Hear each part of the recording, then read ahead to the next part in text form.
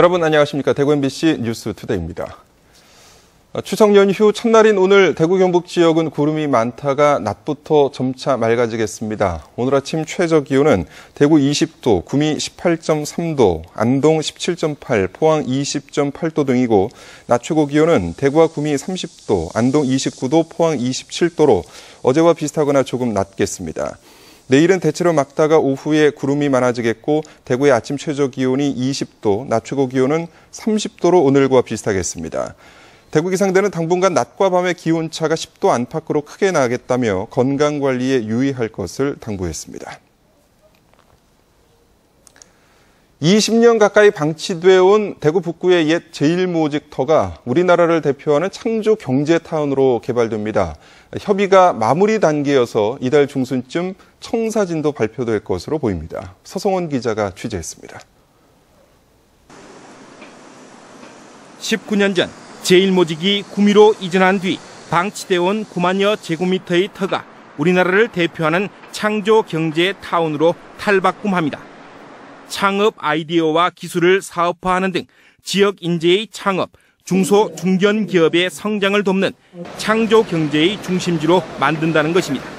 창조 경제의 전쟁 기지로 제1모직 후적지를 만드는 것은 대구하고 삼성이 지금 협의를 해나가고 있는 것이고 협의가 거의 마무리 단계에 있습니다. 그리고 청와대가 지원해서 백업하는 쪽으로 지금 얘기가 진행이 되고 있고요.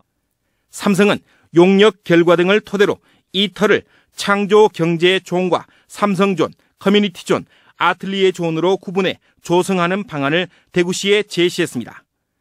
창조 경제의 중심지에 삼성의 역사를 담아내는 공간을 함께 마련하겠다는 것으로 10여 개 건물을 짓는 방안이 검토되고 있는 것으로 알려졌습니다. 창조경제 타운입니다. 창조경제 타운 내에 이를테면 삼성존이라고 할까요? 이렇게 해서 삼성의 이 전통과 삼성과 대구와의 역사성 부분들을 보존하는 곳이 들어올. 구체적인 청사진은 막판 조율을 거쳐 이달 중순쯤 발표될 것으로 알려졌습니다. 옛 제1모직터 개발은 최근 대구창조경제혁신센터 지원 대상 대기업으로 삼성이 선정된 것과도 무관치 않아 대구시와 삼성이 상생 협력을 재개하는 출발점이 될 것으로 분석되고 있습니다. 이곳 옛 제1모직터가 정부, 삼성, 대구시의 계획대로 창조경제타운으로 거듭날 경우 경제적인 파급 효과도 상당할 것이란 기대를 모으고 있습니다. MBC 뉴스 서성원입니다. 대구의 학생 수 감소세가 전국에서 가장 심한 것으로 나타났습니다. 아이들을 키워야 할 젊은 층이 일자리를 찾아 대구를 떠나고 있기 때문으로 보입니다. 조재한 기자가 취재했습니다. 최근 5년 사이 학생 수가 40% 줄어든 대구의 한 초등학교입니다. 한 반에 30명이 넘던 학생이 지금은 22명에서 23명으로 줄었습니다. 학생 수가 줄어들면서 예절 교육과 직업 체험 등 다양한 활동을 하기가 쉬워졌습니다. 모든 활동을 통한 협력 학습을 하더라도 그 학생들의 과제 수행이나 이런 면들을 교사가 직접적으로 도와줄 수 있고 또 자기네들끼리 협응도 더 잘 일어나기 때문에 올해 대구 지역 학생은 약 32만 명으로 1년 사이 4.3%가 줄었습니다. 부산에 이어 전국 두 번째로 감소폭이 큽니다. 전국적인 저출산 추세 현상에다 대구를 떠나는 젊은 층이 많기 때문으로 분석되고 있습니다.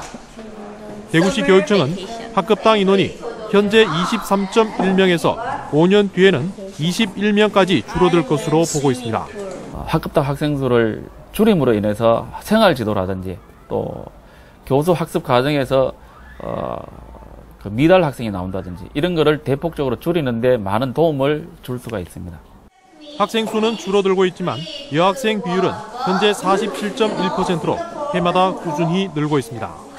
저출산에다 일자리를 찾아 대구를 떠나는 젊은 층이 계속 늘고 있어 학생 감소 현상도 당분간은 이어질 것으로 보입니다.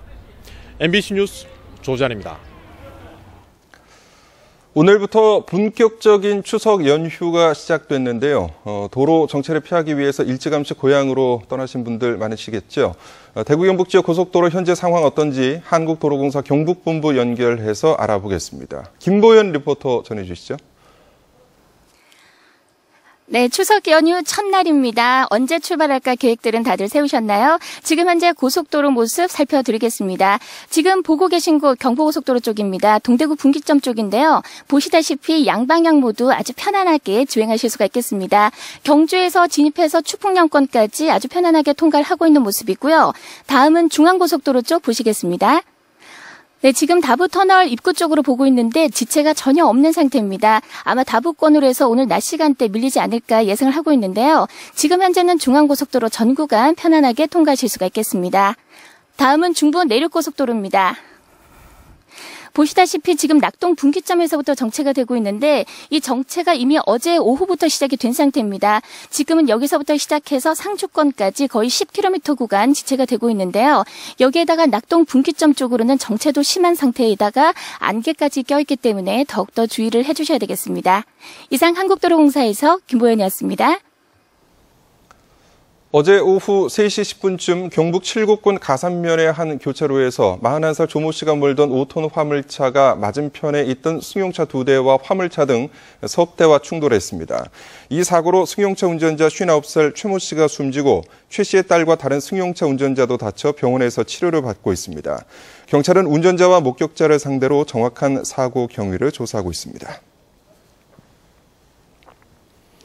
어제 오후 3시 반쯤 대구시 서구 내당 4동의 한 아파트 10층에서 이 아파트에 사는 육군 항공작전사령부 소속 20살 김모 이병이 떨어져 병원으로 옮겨 치료를 받던 중 숨졌습니다. 김 이병은 지난 6월 입대한 뒤 100일간 복무하다 지난 2일 3박 4일간 위로 휴가를 나와 집에 머물다 오늘 밤 경기도 이천에 있는 부대로 복귀할 예정이었습니다. 부대 관계자는 유서가 발견되지 않았고 병영 생활도 특별히 문제가 없어서 예상치 못했던 사고라며 부대 동료 등을 상대로 자살 동기를 조사하고 있다고 밝혔습니다. 대구미술관이 추석 연휴 기간 동안 미술관을 평상시와 같이 정상 운영합니다. 대구미술관은 현재 장샤오강 특별전과 대구 출신 작가 정재훈 개인전이 열리고 있는데 추석 연휴 기간 동안 미술관을 정상 운영해서 대구 시민과 귀성객들에게 전시회, 관람 기회를 주기로 했습니다.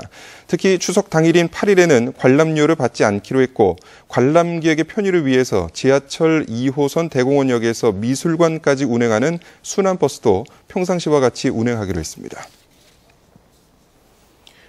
국립대구박물관이 추석을 맞아서 오늘부터 9일까지 나흘 동안 민속공연과 전통문화체험 등 다양한 문화 행사를 갖습니다.